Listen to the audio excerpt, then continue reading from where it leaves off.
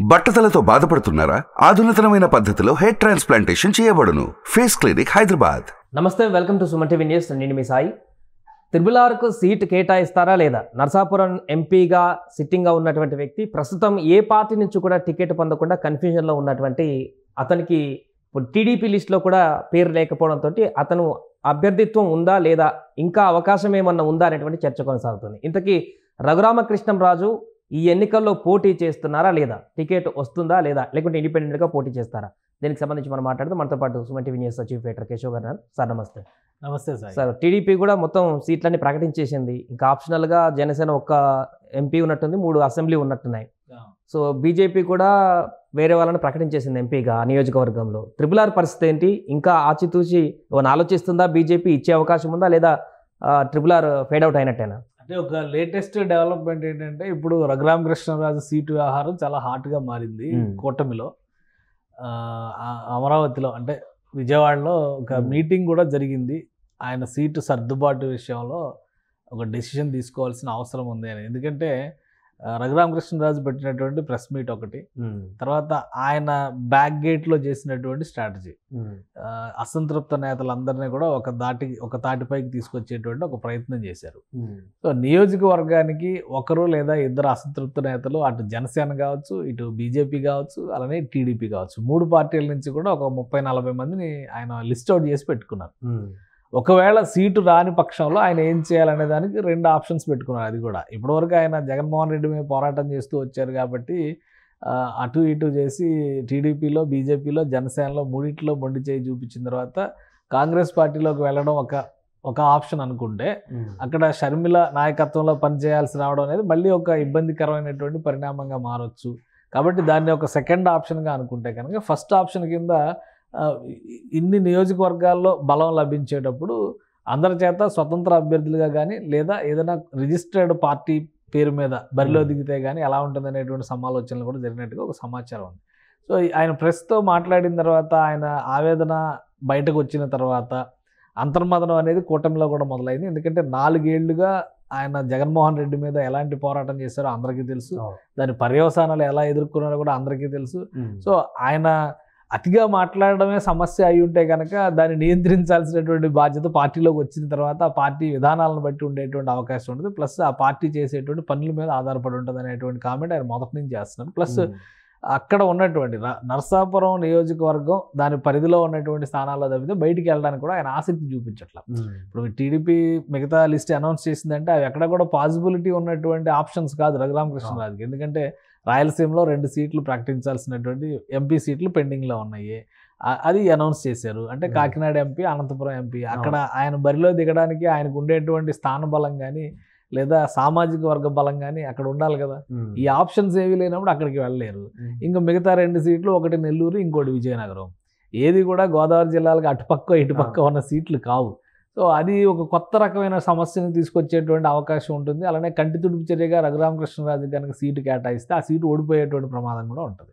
So ఈ అంశాలన్నీ దృష్టిలో పెట్టుకుని కూటమి తరపున తెలుగుదేశం పార్టీ తన పాత్రతాన్ని నిర్వర్తించింది. ఇచ్చిన సీట్లు కూడా 2 రెడ్డి సామాజిక వర్గానికి అక్కడ ఉన్నటువంటి బలాలకు అనుగుణంగా ఇచ్చింది. ఒక ఓసీ, ఒక బీసీ, అట్లా ఆ ఈక్వేషన్స్ని మెయింటైన్ చేసేటువంటి ప్రయత్నం చేసింది. కాబట్టి అది వేరే సబ్జెక్టు. కానీ రఘురామకృష్ణరాజుకు సంబంధించి ఏ విధంగా న్యాయం చేస్తారనేటువంటి విషయంలో రఘురామకృష్ణరాజే కొన్ని ఆప్షన్స్ని ప్రతిపాదిస్తున్నారు. ఇప్పటివరకు నరసాపురం సిట్టింగ్ ఎంపీగా సీట్ ఆయనదే అనే క్లారిటీ ఉన్నదాన్ని వేరే ఒకరు పేరు అనౌన్స్ చేయడం వల్ల అనవసరమైనటువంటి ఆశలు రేకెత్తించినటువంటి పని చేసింది భారతీయ జనతా పార్టీ. కాబట్టి అంతర్గతంగా సమీక్ష చేసుకోవాల్సింది, అంతర్గతంగా నిర్ణయం తీసుకోవాల్సింది Bharatiya Janata Party. At the same time ఆ సీటు పైన పడేటువంటి ప్రభావం ఆ పరిధిలో ఉన్నటువంటి 7 అసెంబ్లీ స్థానాలపైన కూడా పడుతుంది. స్థానికంగా పోటీ చేస్తున్నటువంటి అసెంబ్లీ అభ్యర్థులు కూడా లోక్సభ అభ్యర్థి అంటే అంత వెల్ నోన్ కాదు, కొత్త పర్సన్. లాస్ట్ టైం బహుశా 2009లోనో 19లోనో ఆయన 9 అనుకోండి, 19 కూడా కాదు, 2009లో ఆయన బీజేపీ నుంచి పోటీ చేస్తే నామమాత్రపు ఓటింగ్ మాత్రమే వచ్చినటువంటి పరిస్థితి. పార్టీకి లాంగ్ టర్మ్ లాయలిస్ట్ అయి ఉండొచ్చు కానీ, బట్ క్రౌడ్ పుల్లర్ అయితేనే కదా ఎన్నికల్లో విజయం వచ్చేది. ఇప్పుడు విజయం కావాలి కదా, లాయలిస్టుల కంటే కూడా లాయలిస్టులు పార్టీకి పనిచేస్తారు. విజయం తీసుకొచ్చేవాళ్ళు గవర్నమెంట్కి లేదంటే సిస్టమ్కి పనిచేసేటువంటి అవకాశం ఉంది. ఈ ఆప్షన్స్ని దృష్టిలో పెట్టుకునే ఇప్పుడు రఘురామకృష్ణరాజు అభ్యర్థిత్వం పైన మరో దఫా చర్చ జరుగుతుంది. బహుశా ఈ 2-3 రోజుల్లో బీజేపీకి సంబంధించి అన్ని సీట్లు క్లారిటీ వచ్చేసినాయి. ఈ 2-3 రోజుల్లో అధిష్టానంతో కూడా సంప్రదింపులు జరపడం ద్వారా ఈ మార్పులు అనేటువంటి అంశం పైన ఒకసారి పునరాలోచన జరగవచ్చు అనేటువంటి చర్చ. ఒకవేళ జరగకపోతే అప్పుడు ఏం చేయాలి అంటే రఘురామకృష్ణరాజు అయితే ఇండిపెండెంట్గా నామినేషన్ వేయడానికి కూడా సిద్ధంగా ఉన్నారు అనేటువంటిది ఆయన సన్నిహితుల నుంచి వస్తున్నటువంటి సమాచారం. బహుశా అలాంటిది కనుక, అలాంటి నిర్ణయం కనుక తీసుకుంటే ఖచ్చితంగా కూటమి నరసాపురం సీట్లు పరిధిలో ఓడిపోయే అవకాశం ఎక్కువ ఉంటుంది. ఎందుకంటే మిగతా వాళ్ళకంటే కూడా ఈయనకి అక్కడ ఉన్నటువంటి పాపులారిటీ కావచ్చు, సామాజిక వర్గ బలం కావచ్చు, ఈ 4.5 ఏళ్లలో ఆయన పడ్డటువంటి ఇబ్బందుల పైన వచ్చినటువంటి సింపతి కావచ్చు, ఇవన్నీ కూడా రఘురామకృష్ణరాజు కలిసి వచ్చేటువంటి అవకాశం ఉంటుంది. ఓ 40-50 వేల ఓట్లు చీల్చినా కానీ ఖచ్చితంగా కూటమి ఓటమి పాలయ్యేటువంటి అవకాశం అక్కడ ఉంటుంది. సో ఈ అంశాలన్నింటినీ దృష్టిలో పెట్టుకునే కూటమిలో ఉన్నటువంటి పార్టీలు దీనిపైన ఎక్కువ ఫోకస్ పెట్టినాయి.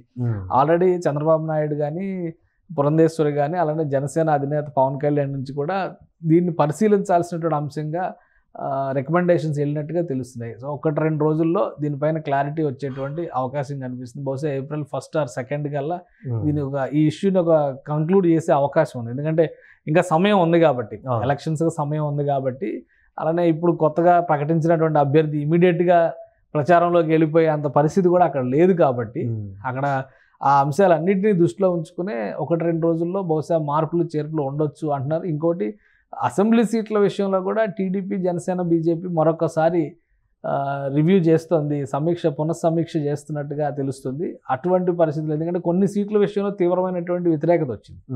సో ఆ సీట్లు ఓడిపోయే ప్రమాదం ఉంది అనేటువంటి గ్రౌండ్ లెవెల్ ఫీడ్బ్యాక్స్ చెప్తున్నాయి, కొంతమంది సర్వేయర్స్ చెప్తున్నారు, ప్లస్ స్థానికంగా ఉన్నటువంటి పరిస్థితులు అదే సూచిస్తున్నాయి. సో అలాంటి సీట్ల పైన కూడా ఒకసారి కూర్చోవలసినటువంటి ఆవశ్యకత ఉందని కూటమి పెద్దలు నిర్ణయించినట్టుగా తెలుస్తుంది. ఒకవేళ అదే అయితే రఘురామకృష్ణరాజు సీటుతో పాటు మిగతా నియోజకవర్గాల్లో కూడా మేబీ ఒక 3-4 మార్పులు చేర్పులు ఏమైనా ఉండొచ్చేమో అనేది ప్రస్తుతానికి అందుతున్నటువంటి ఇన్ఫర్మేషన్. నర్సాపురంలో రఘురామకృష్ణరాజుకి ఎంపీ స్థానాన్ని కేటాయించే అవకాశం ఉందా, లేకుంటే అదే పార్లమెంట్ నియోజకవర్గంలో ఉన్న ఏదో ఒక అసెంబ్లీకి కూడా కుదించేటువంటి అవకాశం ఏమైనా ఉందా? రఘురామకృష్ణరాజు గారు ప్రిఫరెన్స్ లోక్సభ, ఆయన లోక్సభ సీటు పరిధిలోనే పోటీ చేయాలనేటువంటి ఆలోచనలో ఉన్నారు. అసెంబ్లీ సీట్ అంటే ఏదో ఒకటి అకామిడేట్ చేయడానికి అవకాశం ఉంది. ఇప్పుడు ఆయన కొట్లాటంతా లోక్సభ పరిధిలో రావాలి అనేటువంటి ఆలోచన వల్లనే ఈ సమస్య అంతా. ఎందుకంటే ఒక ఆప్షన్ కింద అన్ని సీట్లు కంప్లీట్ అయిపోయినటువంటి నేపథ్యంలో తెలుగుదేశం పార్టీలో ఒక ఆప్షన్ కింద చర్చ జరిగింది. ఉండి నియోజకవర్గానికి సంబంధించి ఆయన ఎమ్మెల్యేగా బరిలో నిలపాలి అనేటువంటి ఆలోచన. కొంతమందికి ఆల్రెడీ నరసాపురం నియోజకవర్గం అసెంబ్లీ నియోజకవర్గం అన్నారు, కానీ అది జనసేన సీటు కాబట్టి దాన్ని మినహాయించి ఉండిపైన ఫోకస్ పెడితే అక్కడ క్షత్రియ సామాజిక వర్గ ఓటింగ్ కూడా కలిసి వస్తుంది. అలానే కైకలూరు సీటు అసెంబ్లీకి ఇవ్వచ్చు అని చెప్పాను, కానీ ఆ కైకలూరు అసెంబ్లీ సీటు మనం అనౌన్స్ చేసేసింది బీజేపీ. సో ఇవన్నీ చూసుకున్న తర్వాత ఆయన పార్లమెంటు స్థానానికి పోటీ చేయడం పైన ఎక్కువ ఆసక్తి చూపిస్తున్నారు. ఆ ఆప్షన్స్ విషయంలోనే బహుశా అభ్యర్థుల మార్పులు ఉండొచ్చా, లేదంటే పార్టీల మార్పులు ఉండొచ్చా. ఎందుకంటే అది బీజేపీ సీట్ అయితే బీజేపీలో ఉండాల్సిన పరిస్థితి, టీడీపీకి ఆ సీటు కేటాయించి బీజేపీ ఇంకో సీట్ తీసుకుంటే అప్పుడు వేరే పరిస్థితులు ఉండొచ్చు. సో ఈ ప్రాబబిలిటీస్ ఉన్నాయి, 2-3 ప్రాబబిలిటీస్ ఉన్నాయి. కానీ లోక్సభ పరిధిలో అకామిడేట్ చేయడం పైన అది కూడా అవకాశం ఉండేది. ఇంకో ప్రచారం కూడా జరుగుతుంది. ఇప్పుడు ఇంతవరకు Janasena party Machilipatnam seat announce చేయలేదు, కాకినాడ సీటు అఫీషియల్గా ఆన్ రికార్డ్ ఇంకా ఇవ్వలేదు, ఓన్లీ స్టేట్మెంట్ మాత్రమే పవన్ కళ్యాణ్ ఇచ్చారు. కాబట్టి ఎంపీ సీట్ల విషయంలో ఇంకా కొంత ఫైనల్ డెసిషన్ కాలేదు అనేటువంటి అభిప్రాయం నడుస్తుంది. సో కాకినాడ సీటుకి పంపిస్తారా మళ్ళీ, ఇలాంటి చర్చ కూడా నడుస్తుంది. అయితే ఇప్పుడు పవన్ కళ్యాణ్ అలాంటి రిస్క్ ఏమి తీసుకునేటువంటి పరిస్థితి కనిపించడం లేదు. వీలైనంత వరకు నరసాపురం నుంచే పోటీ చేస్తాను నేను, అదే అవకాశం ఉందని రఘురామకృష్ణరాజు గారు కూడా అనౌన్స్ చేసినటువంటి పరిస్థితి ఉంది. కాబట్టి మేబీ సర్దుబాట్లు జరగడానికి ఎక్కువ ఆప్షన్స్ కనిపిస్తున్నాయి. ఆల్రెడీ శ్రీనివాస్ వర్మ కూడా రఘురామకృష్ణరాజుని కలిశారు, సహకరించమని చెప్పని కోరారు. నాకు టికెట్ కేటాయించింది, ఈ నెల నా శ్రమకి ఒక ఫలితం దక్కింది అని చెప్పారంటే ఆయన మౌనంగానే ఆయనకి అభినందనలు తెలిపి పంపించారు. సో అంటే ఇప్పుడు ఆయన తన్ను మాలిన ధర్మం అయితే చేస్తారని నేను అనుకోవడం లేదు. ఇప్పుడు శ్రీనివాస్ వర్మ గారికి ఇవ్వడాన్ని ఎవరో వ్యతిరేకించకపోవచ్చు, కానీ బట్ రఘురామకృష్ణరాజు సిట్టింగ్ అభ్యర్థిత్వాన్ని పట్టించుకుపోవడం అనేది ఒక ఇబ్బంది. అందరూ ఇంకొక మాట ఏమంటున్నారంటే అసలు ఈయన పార్టీలోనే చేరకుండా టికెట్ ఎలా ఇస్తారు అన్నాడు. హైదరాబాద్ నియోజకవర్గంలో ఏ పార్టీలో చేరితే మాధవీలతకి టికెట్ కేటాయించారు, ఆమె అసలు ప్రాథమిక సభ్యత్వం కూడా లేదు. ఏ కేటగిరీలో ఆమెను అభ్యర్థిగా డిసైడ్ చేశారనేది ఎవరికీ తెలియదు. కాబట్టి టికెట్ కేటాయించడానికి లాజిక్లు అవసరం లేదనేది భారతీయ జనతా పార్టీని ఒక సెట్టింగ్ ఎగ్జాంపుల్గా కనిపిస్తుంది. అలాంటప్పుడు ఈ సూత్రం రఘురామకృష్ణరాజుకి ఎందుకు వర్తిస్తుంది? కాబట్టి పరిశీలించడానికి స్కోప్ ఉంది, కావాల్సినటువంటి ప్రెషర్ ఆయన క్రియేట్ చేస్తున్నారు. కూటమిలో అంతర్గతంగా చర్చలు జరుగుతున్నాయి. వీటి సారాంశం ఫలితంగా ప్రజలు కూడా ఆలోచిస్తున్నారు. రఘురామకృష్ణరాజు మంచి మాట్లాడినా చెడు మాట్లాడినా కానీ ఒకవైపు నిలబడి పోట్లాడాడు. దానివల్ల అడ్వాంటేజ్ పొందింది విపక్ష కూటమి. సో అలాంటి వ్యక్తిని విపక్ష కూటమి వదులుకోవడం అనేది అనైతికత అనే అభిప్రాయం ప్రజల్లో వస్తే అది ఓవరాల్గా ప్రభావం చూపించేటువంటి అంశం అవుతుంది. కాబట్టి జాగ్రత్తగా దాన్ని పరిహరించుకోవాల్సినటువంటి అవసరం ఉంది. ఆయనకి ఏ విధంగా ఆయన అసంతృప్తిని బుజ్జగిస్తారు, నిజంగా సీటు ఇవ్వడమే ఒక ఆప్షనా లేదా సీటు ఇవ్వడం కాకుండా ఇంకేమన్నా ఆప్షన్స్ ఉన్నాయా కూడా ఆలోచించుకొని అంతర్గతంగా ఈ అసంతృప్తిని చల్లబరుచుకోవడం అనేది కూటమి బాధ్యత. లేదంటే కూటమికి నష్టం జరుగుతుంది. బీజేపీ ఒక్కదానికే కాదు, టీడీపీకి జనసేన కూడా నష్టం జరుగుతుంది. ఆ నియోజకవర్గాల పరిధిలో ఉన్న 7 అసెంబ్లీ స్థానాల పరిధిలో కూడా నష్టం జరుగుతుంది. సో ఈ అంశాలన్నింటినీ దృష్టిలో పెట్టుకొని కూటమి పెద్దలు బహుశా చర్చలు జరుపుతున్నారు. దానికి తగ్గట్టుగా ఒక ఫలితం వస్తుంది బహుశా 1-2 రోజుల్లో. రైట్. సో మొత్తానికి నరసాపురం టికెట్కి సంబంధించి సస్పెన్స్ అయితే ఇంకా కొనసాగుతుంది. దీనికి సంబంధించి రఘురామకృష్ణరాజుని అలొకేట్ చేయాలా వద్దా అనేటువంటి దానికి సంబంధించి మరొకసారి 3 పార్టీల నేతలు కూడా సమావేశమై మాట్లాడుతున్నట్టుగా తెలుస్తుంది. సో మరి ఇక్కడ మార్పు చేర్పులు ఏమైనా ఉంటాయా, లేదంటే రఘురామకృష్ణరాజుకి అలానే ఇంకా వేరే ఏమైనా ఆప్షన్ చూపెడతారనేది మరికొద్ది రోజున తెలవాల్సిన అవసరం ఉంది. సుమన్ టీవీలో మీ పర్సనల్ అండ్ బిజినెస్ ప్రమోషన్స్ కోసం కింది నెంబర్కి కాంటాక్ట్ చేయండి.